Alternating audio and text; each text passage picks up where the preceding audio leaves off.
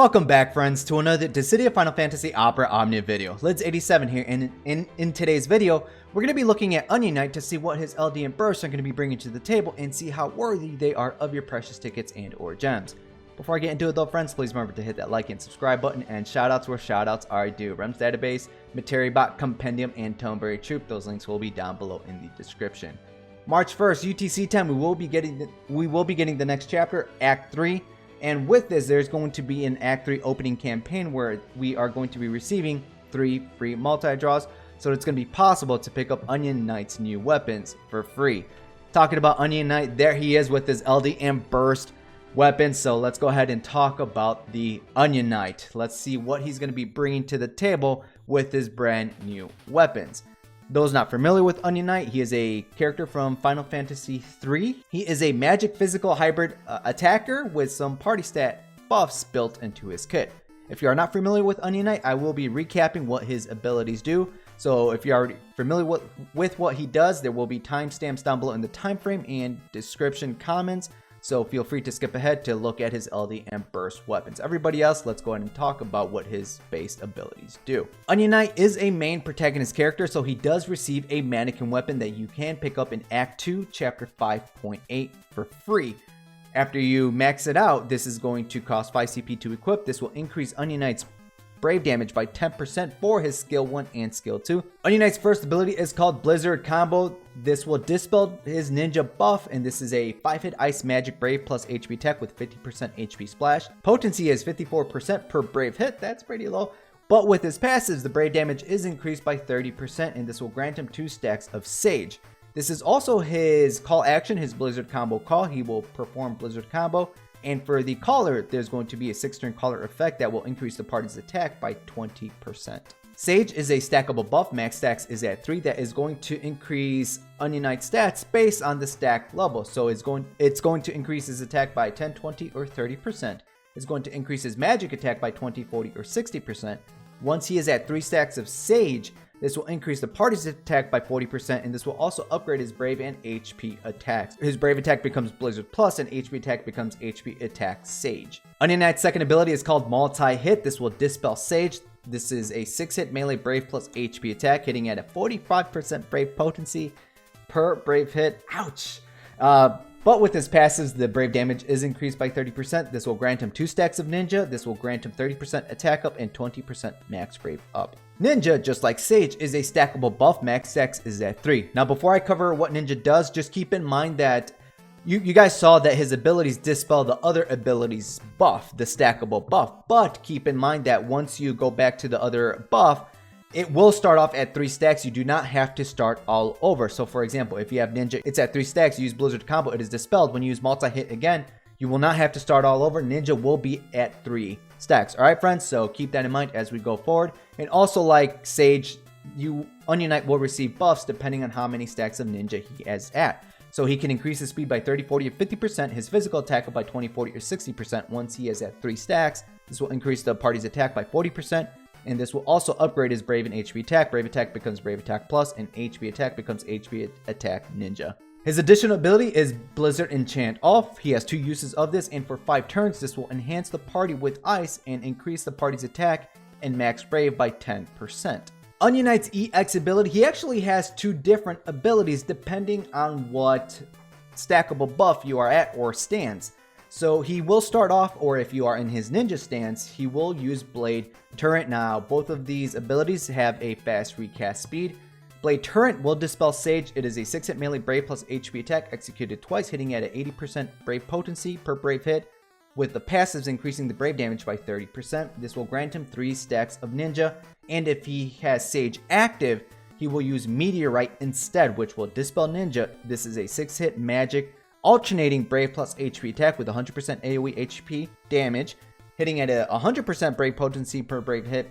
Passives increase the Brave damage by 20%, and this will give him 3 stacks of Sage. Blade Turret and Meteorite will both do the following after using them. They will both grant Onion Knight a buff called Forbidden Lance Power, and they will both inflict ice resist down on all the targets. Forbidden Lance Power, it is a buff on Onion Knight that is going to enhance him with ice, and this will increase the party's Stolen Brave overflow by 20%. At EX plus 2 out of 3, when the quest starts, this will grant himself Forbidden Lands power for 6 turns, and his EX gauge will be filled to 70%. But on the first turn, on Onion Knight's very first turn, he will gain access to a free ability use, no action delay, and no increase to the turn count.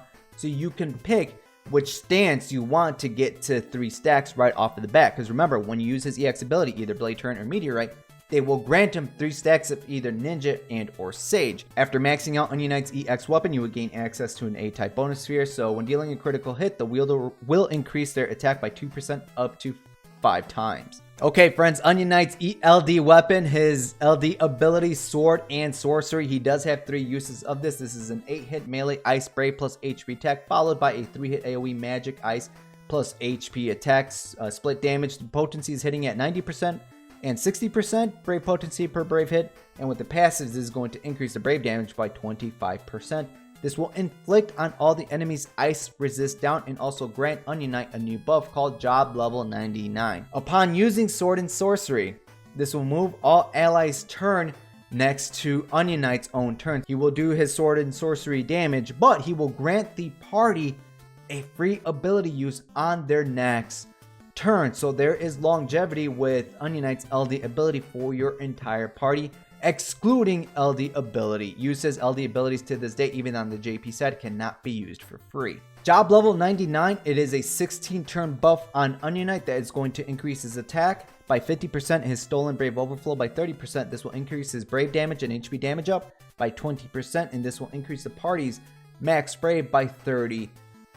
And his LD call action is Sword and Sorcery call. He will perform Sword and Sorcery. He won't inflict ice resist down, and he will still have the turn manipulation shenanigans with his call action. So allies will be moved next to the caller's turn, and the party will not consume an ability on the following turns. So if you are looking for a call action that allows you to manipulate your allies' turn while granting them a free ability use, this is it for you. Onion Knight's burst weapon, his burst ability, it's either going to be ninjutsu or spellbook depending on what stance you are in. So if you are in his ninja stance, he will perform ninjutsu, or if you are in his stage stance or have those buffs up, he will perform spellbook. Now the burst effect is party wide for 6 turns. Now if ninjutsu was used, the party's physical attack will be increased by 30%. If spellbook was used, your party's magic attack will be increased by 30%. Now the rest of it, it doesn't matter which stance he is in, your party will still receive the following benefits: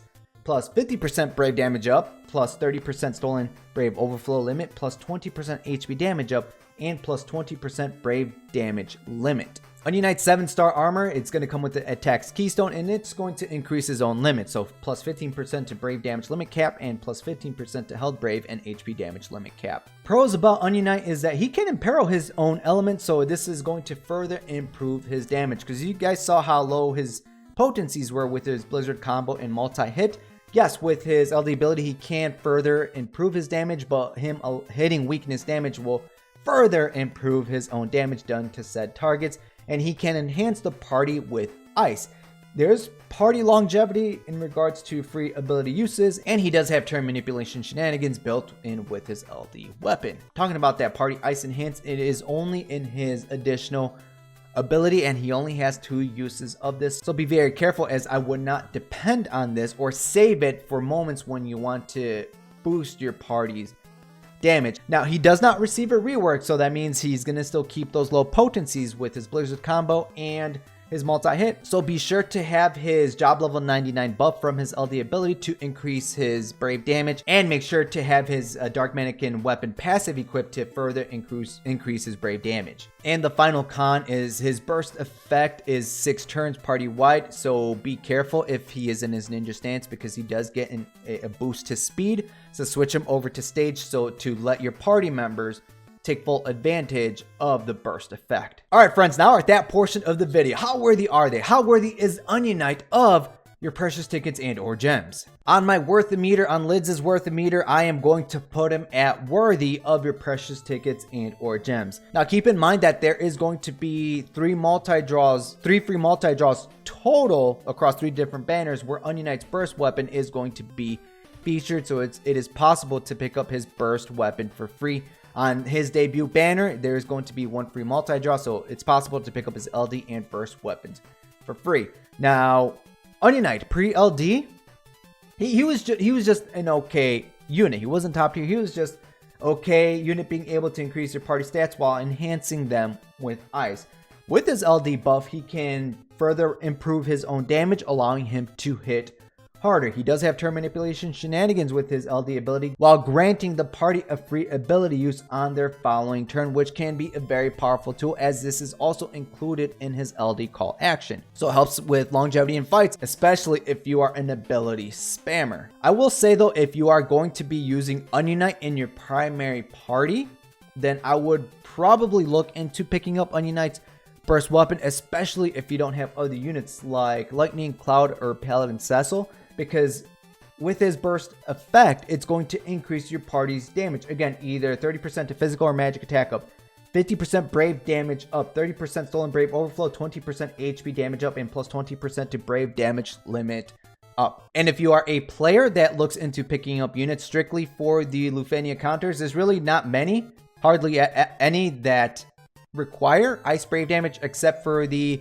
Act 3 where he debuts, and Spoony Bards or Edwards Lufenia later down the line, but at that point we will have other options that can inflict ice brave damage. All right, friends, so at the end of the day, friend, not taking into consideration some of these other burst characters, Onion Knight at the end of the day is worthy of your precious tickets and or gems, but I will quickly just go over some of these alternatives that you can consider instead of Onion Knight. Before I do that though, let's go ahead and take a look to see which is the best burst banner to pick up Onion Knight's burst weapon on. Onion Knight's burst weapon will be featured across 4 different banners. So upon his debut on the Gao LD banner, which Gao will receive his LD boards, and it's going to run at the same time as Onion Knight's debut banner, on Arciala's Lost Chapter banner, and on the next Act 3 Part 2 chapter banner. So which one of these is going to be the best burst banner to pick up Onion Knight's burst weapon on?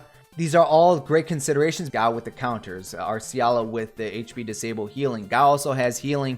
Theodore also has healing built into his kit, so it really depends on what you want. But if I had to put my finger on it, I will pick the Theodore banner as the best burst banner to pick up Onion Knight's burst weapon on. Now, Theodore, again, this is the other banner that's going to have a free multi-draw on it, or it should, because this is an Act 3 campaign banner. Now, Theodore, just to quickly recap what he does, he's going to have party debuff cleansing built into his kit. He is a stat increaser towards your party. He is a healer to both HP and battery, and he does have Holy Imperil built into his kit. But I will further talk about him in my How Worthy video when I cover Theodore. All right, friends. So again, these are all wonderful banners for your consideration, but I do believe that Theodore is the best burst banner to pick up Onion Knight's burst weapon on.